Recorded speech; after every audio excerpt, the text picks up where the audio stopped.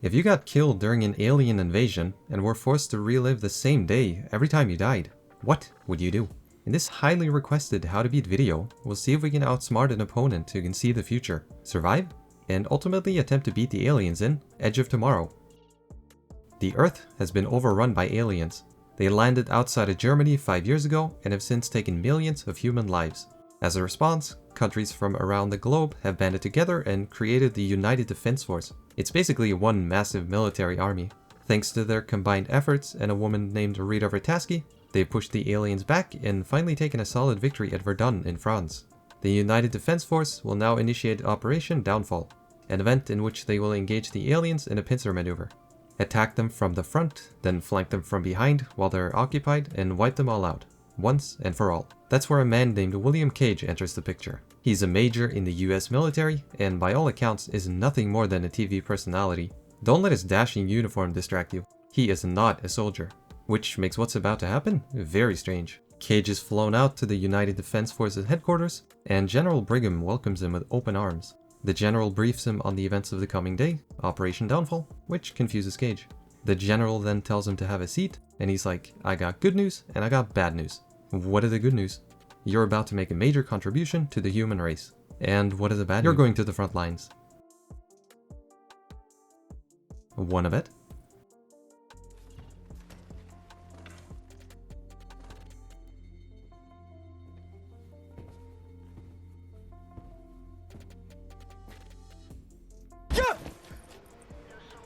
On your feet, maggots!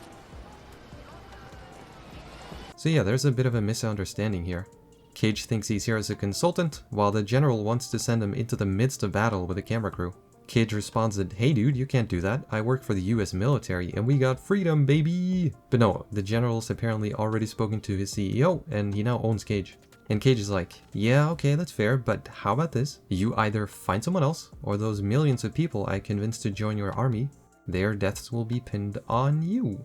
You putting up what I'm putting down? That's when the general gets a bit upsetty and forcefully brings him to the front lines. Outright blackmailing a big shot military dude in the middle of his base of operations is not a good idea.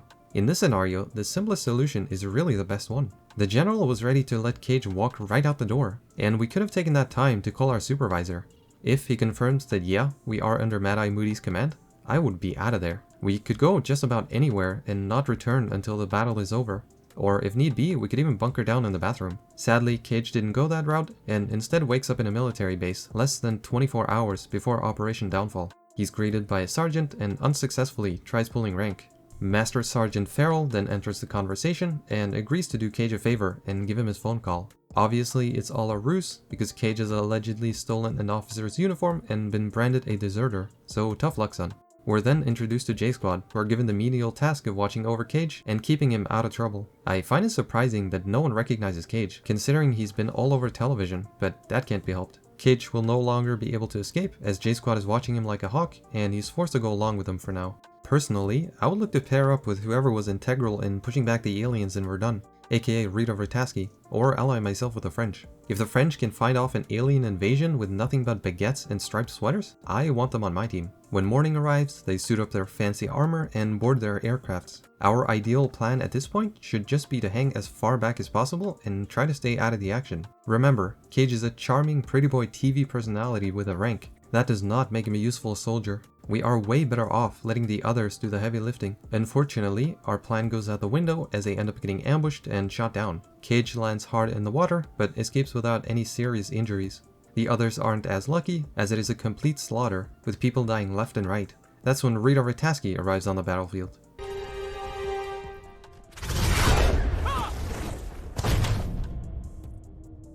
Only to promptly get disposed of. Cage, however, stays undeterred and regroups with what's left of J-Squad. They end up getting flanked by a Mimic, and all except for Cage end up on the chopping block. But don't worry, he's not far behind.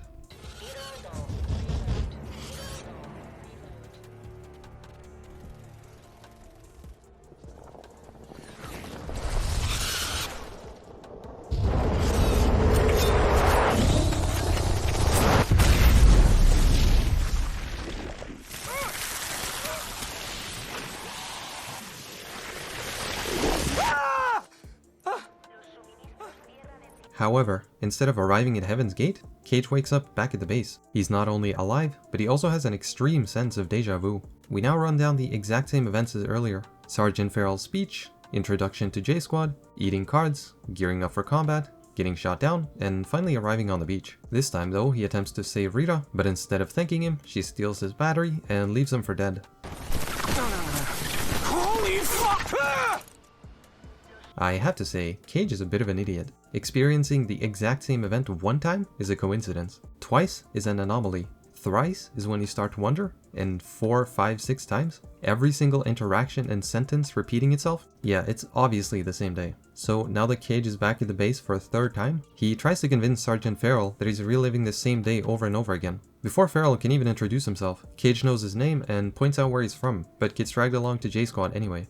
Your name is Master Sergeant Farrell from Science Hill, Kentucky. And if you'll give me 30 seconds to explain how I know that, you may just save the lives of every soldier on this base. You have to listen to me. They know we're coming. They're waiting for us. I have been there. I've seen it. You're all doomed. You're doomed. He continues to foresee what's about to happen, but they just tape his mouth shut and call it a day. I have to say, if we want to convince other people that we are clairvoyant, this is not the way we should go about it. We have to act as sane as possible. We need to stay calm, focused, and most importantly, not yell like a maniac. Exactly. Yes. Thank you. Yeah, like that. Will it change anything? Probably not. Is it worth a try? Sure, why not? Now, with every subsequent attempt, he makes a bit more progress, and eventually gets far enough where he saves Rita Rataski. Instead of following him, she tells him to find her when he wakes up, which becomes his next objective. He quite literally rolls away during PT and tracks her down as she's doing a sexy push-up. After a quick introduction, Rita takes him under her wing and brings him to a mimic researcher. And we learn quite a lot from this guy. We find out that the aliens are not a species with millions of individuals, but one single organism. There are the regular mimics, who are plentiful and essentially work as the enemy's foot soldiers. There's the alphas, which are incredibly rare, like winning the lottery type rare. The alpha also has a power to reset the day when it dies, while keeping its prior knowledge. When Cage killed one, he somehow entered its nervous system and basically became a human alpha. Then there's the Omega. It works as a brain and controls the lower tiers. If they can kill the Omega, all the other mimics will die with it.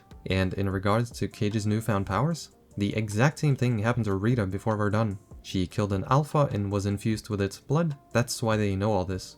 Rita eventually lost her powers when she was injured and had a blood transfusion. So it is extremely important that if something happens, Cage has to make sure he dies. After a while, he will start receiving visions and see where the Omega is located. Once that happens, Rita wants to get brought along so she can kill the Omega herself. It's all fairly simple. Although one thing Cage didn't do that I would is try to figure out how many resets Rita had before she lost her ability.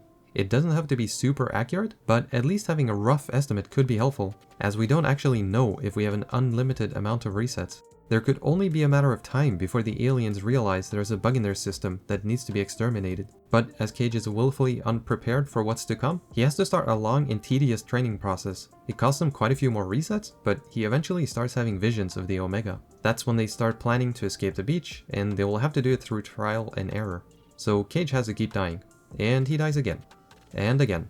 And again, and again, and again, and again, and he dies again, and again, and he dies again, and again, and again, and again, and again. See, this is why I disagree with trying to bring Rita. There's really no practical reason for why she has to be the one to kill the Omega. Instead, I would simply leave her behind, at least for the time being, and focus on getting myself off the beach. If we bring her along, it will not only be harder to escape as we need to focus on 2 people, but it also comes with the added risk of forming a bond with her. The more time we spend with her, the more we will get to know her, which will only make every subsequent death far more impactful. This is exactly what ends up happening, and it even gets so bad Cage takes a day off to go for a drink. Our primary focus should solely be on stopping the invasion and saving humanity as a whole. Besides, we only need the very last attempt to be successful. It doesn't matter if they die hundreds of times if they're alive when we kill the Omega. Until then, everyone is expendable.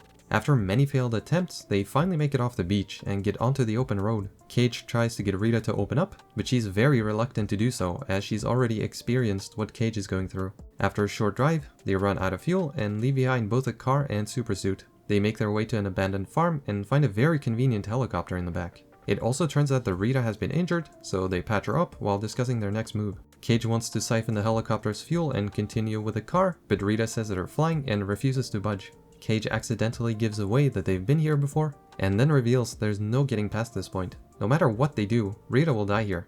There's a mimic buried right nearby. There are mimics in the field. Once either of them starts the engine, the mimics will attack. Rita won't accept that she has to stay behind, so she chooses death and gives them another reset.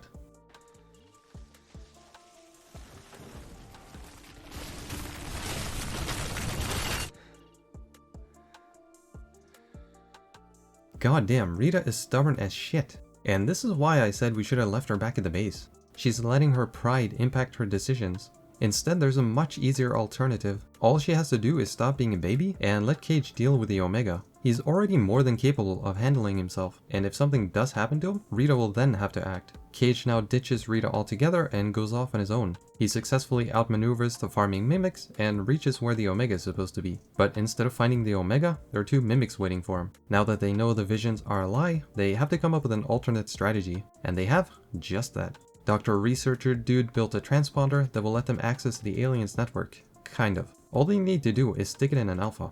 And lucky for them, there's one standing right here. The only bad thing is that the device is locked up in Mad-Eye Moody's vault. So now starts Operation Infiltrate the Human Headquarters. They navigate their way through security, Rita does a little turn on the catwalk, and they confront Mad-Eye Moody in his office. Cage wants to convince him that the aliens can manipulate time, and finding the Omega is the only way to stop the invasion. So he points out several things that are about to happen. A military plane has been delayed, Mad-Eye's secretary is about to enter, and she brings classified documents. Cage says they've had this conversation multiple times, but Mad-Eye refuses to listen. There is no rational explanation for the aliens' power, and he has to accept that. Surprisingly, Mad-Eye reluctantly agrees and hands over the thingamabob. It goes smoothly for no more than 2 minutes, but Cage does successfully use the device. The Omega looks to be hiding underneath a museum in Paris, but they get forcefully stopped before they can get anywhere near it. When Cage comes to, he's tied to a hospital bed and juiced up with someone else's blood. Rita comes to his rescue, but as he can no longer reset the day, they need to finish off the Omega in this timeline. They've less than 3 hours to get to Paris, as it needs to be done before the invasion, and decide to bring J-Squad along. Cage! Guys, We've been looking everywhere for you! just listen. Barrel almost strung us up by a bollocks for losing track of you! Just listen. You're gonna want to hear this story. Now, it's gonna sound ridiculous at first, but the longer I talk, the more rational it's going to appear. Yeah? He named the school I went to. And then he tells me my second grade teacher was called Miss Polio. She wouldn't let him go to the bathroom, made him wet his pants. The plan is simple. Get to Paris, find the Omega, kill the Omega. Bad news is that it will be infested with mimics, and remember, they cannot kill the Alphas as it will reset the day. So if they encounter one, take one for the team. They then steal an aircraft and embark on their suicide mission. I'm genuinely baffled they didn't do this earlier. If stealing an aircraft was always an option, why not use that to get off the beach in the first place? Anyway, similar to their beach assault, they get attacked in the air and have to make an emergency landing. They suffer a few casualties, but none of the main characters die, so it's all good. They manage to find the Omega, and Rita acts as a distraction while Cage dives into the water. There's an Alpha in hot pursuit, and just as it stabs Cage in the kidneys, he blows the Omega and everything around it to smithereens.